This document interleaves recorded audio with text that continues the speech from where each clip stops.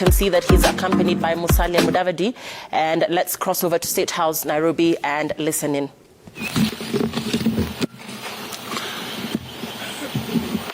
Good afternoon, ladies and gentlemen, and welcome to this press briefing about the setup of the government of Kenya subsequent to the elections of August 9th this year. Let me first, from the onset, appreciate the people of Kenya for turning out in large numbers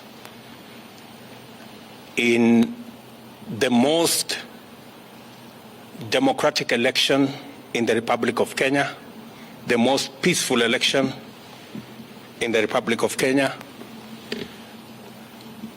In their democratic free will, chose leaders from MCAs, members of parliament, governors, and the President of the Republic of Kenya. On behalf of the Kenya Kwanza team, I want to appreciate the people of Kenya for giving us the opportunity to manage the affairs of our great country for the next 5 years. We thank God for giving us the opportunity through the people of Kenya for us to preside over the matters of our motherland. I appreciate teams that came together so that we could forge a united team that delivered victory to us on the 9th of August. I appreciate the men and women who came with me from our earlier party to the United Democratic Alliance. Many men and women, members of parliament, senators, governors, MCAs, and many Kenyans came along with us to forge a democratic movement under the United Democratic Alliance. I want to appreciate also in a very special way our partners and friends who came to join us and together worked and walked this journey to victory. Our brothers in ANC, our brothers in Fort Kenya, in Chap Chap, in DP, and all the other parties that joined us. And because of their contribution, because of their decision to work with us under very difficult circumstances, we won this election. Today, I am proud to announce the men and women who will serve in the cabinet of the Republic of Kenya by God's grace. And before I do that, let me say that this exercise is important because although we have a cabinet, which I met with my good deputy this morning, it is also important that we set up the new cabinet early so that we can quickly take charge of the affairs of our country and begin the process of implementing the plan that we set out before the people of Kenya and persuaded them to vote for us on the basis of that plan. And it's because of that reason, and after extensive consultation with our teams, I am going to announce the following. My good deputy, Rigathi Gachagua, who I have a lot of regard for standing with me and working extra hours and being part of my support team. And now, by God's grace, he is the Deputy President of the Republic of Kenya. As I promised, my deputy is going to be a very busy person. And I am sending an executive order for print to assign my deputy very clear responsibilities that will assist me be able to discharge the responsibility, the heavy responsibility put on my shoulders by the people of Kenya, as is in accordance with the Constitution of Kenya. The Deputy President will deputize the President in the execution of all President's functions that are allowed by the Constitution and law. He will chair cabinet committees. He will oversee the implementation of cabinet decisions across all ministries and departments. Number 4, he will coordinate intergovernmental relations between the national government and the county government, including chairing the Intergovernmental Budget and Economic Council, commonly known as IBEC.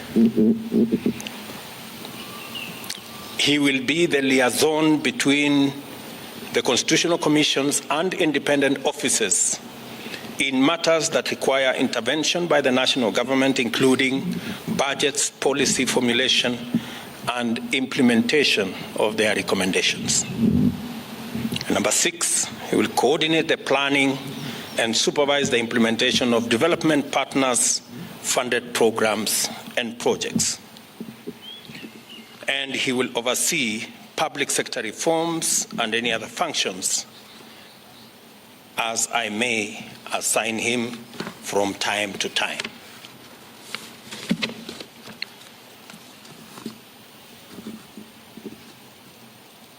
We have again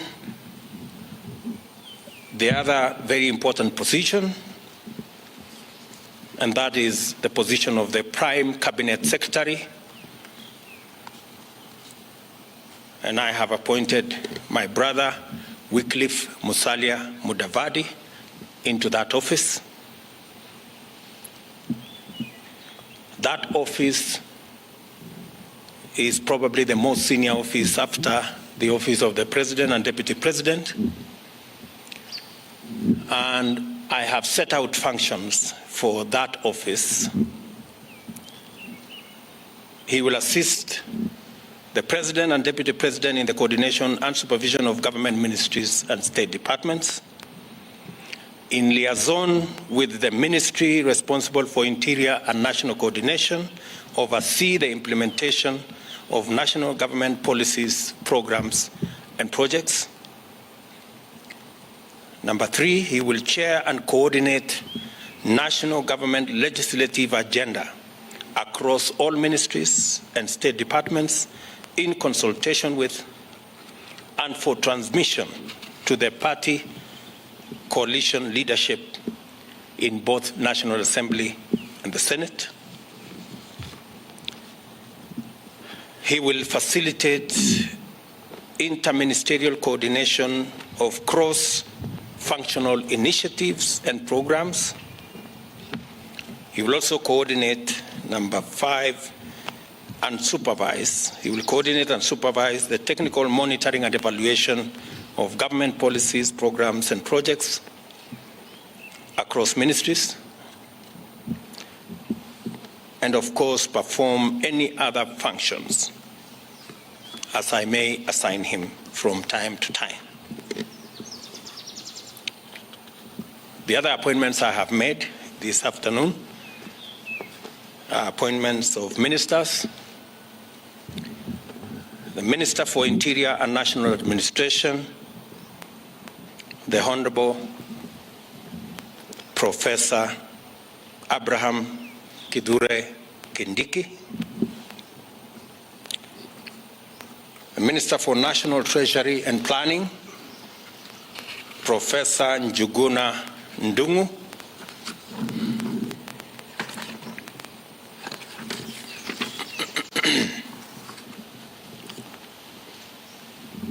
Public Service, Gender and Affirmative Action, the Honorable Aisha Jumwa Katana,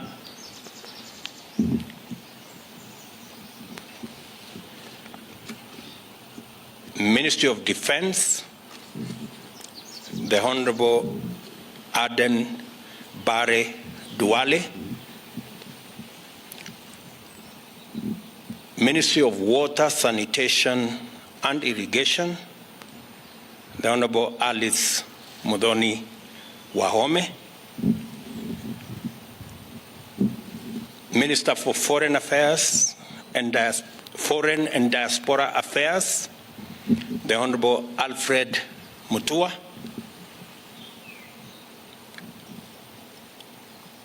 Minister for Trade, Investment and Industry, the Honorable Moses Kuria, the Minister for East African Community, Arid and Semi-Arid Lands and Regional Development, Rebecca Miano,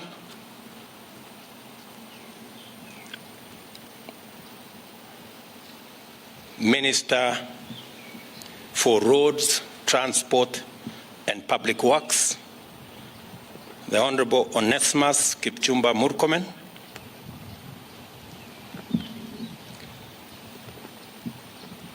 Minister for Environment and Forestry, the Honorable Rosalinda Soipan Tuya,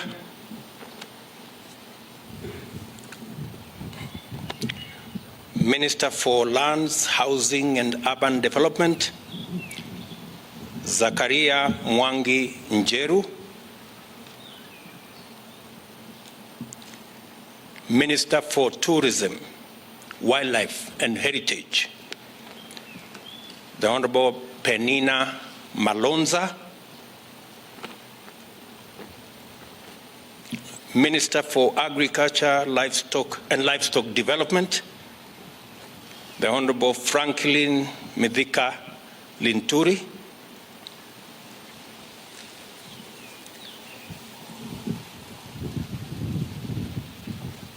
Minister for Health, Susan Nakumicha Wafula, Minister for Information, Communication and Digital Economy, Mr. Eliud Owalo, Minister for Education, Ezekiel Machogu, Minister for Energy and Petroleum, Davis Chirchir, Minister for Youth Affairs, Sports and Arts, Honorable Ababu Namwamba,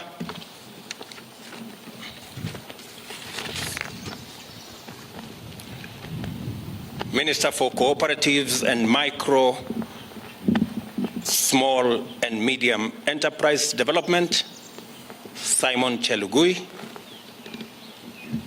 Minister for Mining, Blue Economy and Maritime Affairs, Salim Mvurya. Minister for Labor and Social Protection, the Honorable Florence Bore. I have also made the following cabinet-level appointments.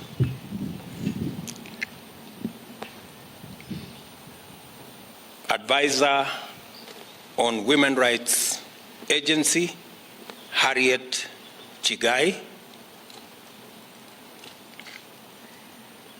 Advisor National Security or National Security Advisor, Monica Juma.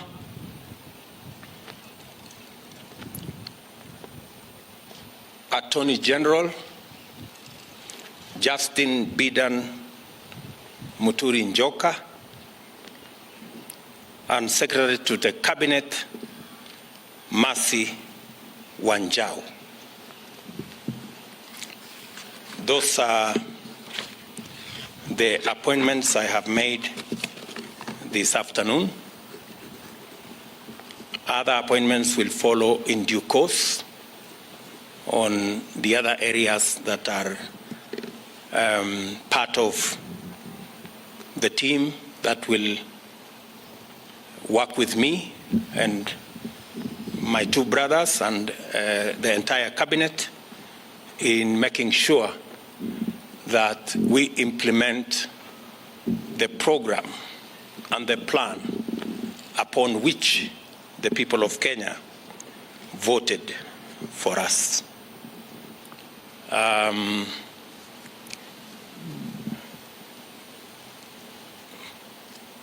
This afternoon also, I have received communication from the Inspector General of Police, Mr. Mutiambai, of his request to proceed on terminal leave because of his health situation. I have, after discussing with Mr. Mutiambai and in consideration of his service to our nation and his health situation, I have accepted that Mr. Mutiambai will proceed on terminal leave on the 6 months that he still has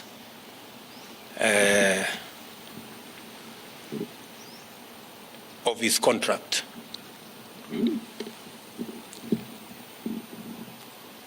I have also received the resignation of the Director General of CID,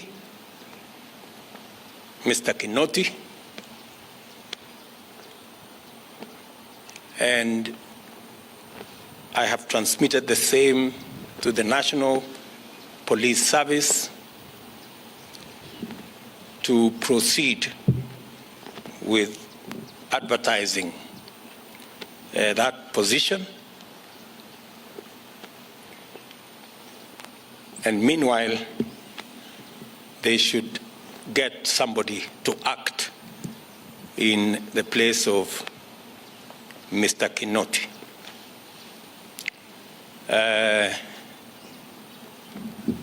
Some consultations were going on. I wanted to confirm whether the gentleman I want to propose for Parliament to consider as the next Inspector General are concluded. Is there somebody? Get me Kinywa. Get me Kinywa. Bring the. I will also formally announce to you that as well. all in the exercise of trying to assemble the next administration so that we can, all of us, begin to work on the nuts and bolts of the transformation of our country. We appreciate that we have a difficult economic situation in our hands, but I am confident that working with this team, we will overcome all the challenges that are there. Did you finish with that comment?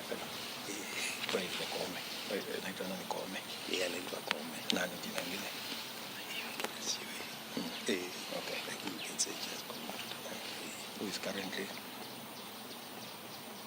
what? Yes. Okay.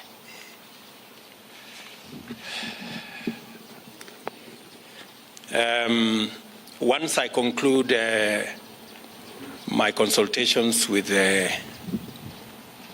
head of public service here, the name of the new Inspector General of Police will be released this afternoon.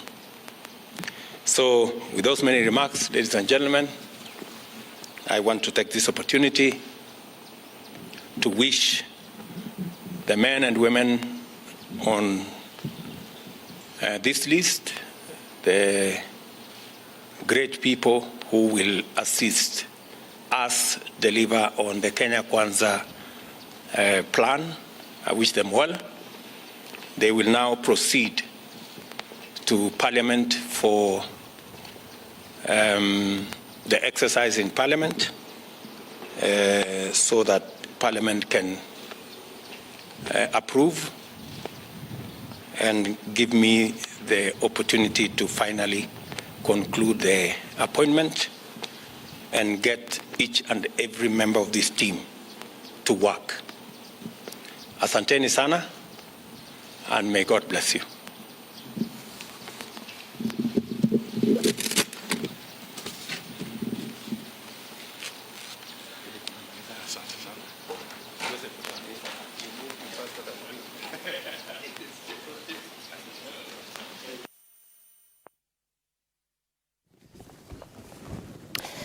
And that is President William Ruto, who has just named his cabinet. That's exactly